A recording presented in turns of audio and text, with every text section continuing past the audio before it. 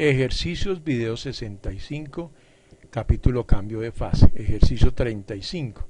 Si el agua que hierve en una presión reducida no está caliente, entonces el hielo que se forma en una presión reducida no está frío. Explica.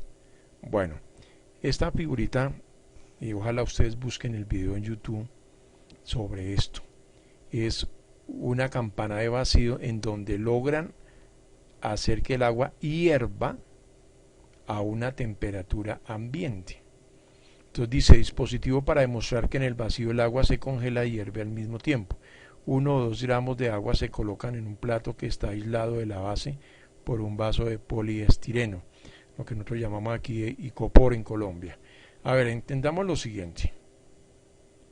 En los videos anteriores yo he explicado, por favor, video 31, 32 y en los anteriores a este, he explicado un fenómeno que es por qué la evaporación es un proceso de enfriamiento. O sea, cuando el agua hierve, el agua se está enfriando. Usted dirá, pero ¿cómo así? ¿No se supone que está calentando? A ver, entendamos lo siguiente. Yo explicaba en unos videos anteriores que, digamos, hay 5 personas y cada una le pregunta cuánto dinero tiene. Entonces suman el dinero que tienen entre las 5, lo dividen entre 5 y sacan el promedio de dinero que tienen ellos. ¿Qué sucede si a la persona que más dinero tienen, unos de los que están ahí le dan dinero y él se va? Resulta que cuando él se va y ahora quedaron 4 y vamos a sacar el promedio de dinero que tienen esos 4, nos va a dar menor que el promedio cuando estaba la persona que tenía más dinero. Eso es obvio. Y usted dirá, ¿eso qué tiene que ver? Cuando el agua hierve es porque las moléculas que logran evaporarse fue porque otras moléculas se chocaron con ella y le dieron la suficiente energía cinética para escaparse del agua en forma de vapor. Entonces, ¿qué pasa si la molécula que se escapa tiene una cantidad de energía cinética o energía térmica mayor que las moléculas que están dentro del agua? Pues de alguna manera se reduce el promedio de la energía cinética o energía térmica, y la energía, esa energía cinética es la que determina la temperatura del agua. Entonces recuerde, cada vez que una burbuja de agua se escapa, a ver, si usted me dice, pero ¿cómo así? O sea que si el agua está a 100 grados centígrados, la temperatura baja. A ver, es curioso un fenómeno ahí.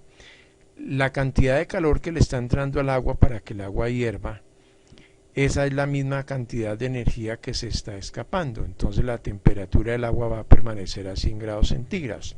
Pero ¿qué sucede en esta campana? En esta campana no se le está dando energía. Lo que sucede es que al crear un vacío, si usted mira en los videos anteriores, decíamos que se ejercen 2 fuerzas, especialmente 2 presiones, voy a hablar en este momento así, sobre las moléculas de agua que están dentro del vaso aquí. Una es la presión que ejercen las moléculas de agua que rodean a la molécula que quiere escaparse. Y fuera de eso, la presión atmosférica que está en la parte de encima del agua.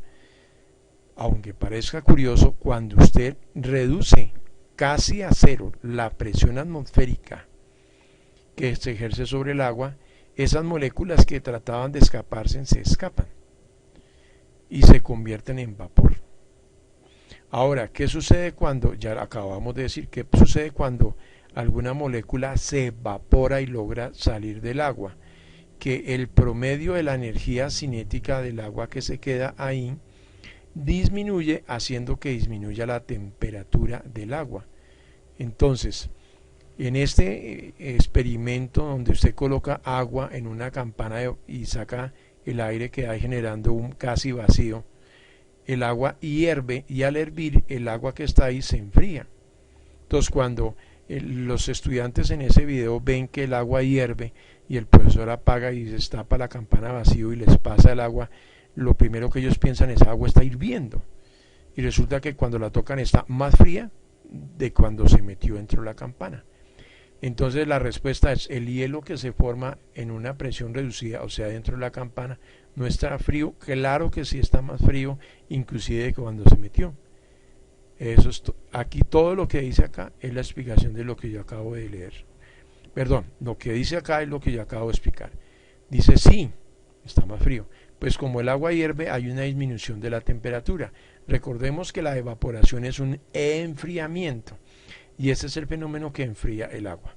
Cuando el agua alcanza los 100 grados centígrados se establece un equilibrio entre la energía que entra y la energía que sale, lo que también ya había dicho. Por ello el agua no aumentará más la temperatura, pero en el caso en donde la presión disminuye, o sea acá, el agua hierve. Se cede energía porque hierve, pero no entra, y esto hace que se enfríe el agua, lo que yo estaba diciendo. El agua hierve porque disminuyó la presión atmosférica, pero no es porque esté entrando más energía.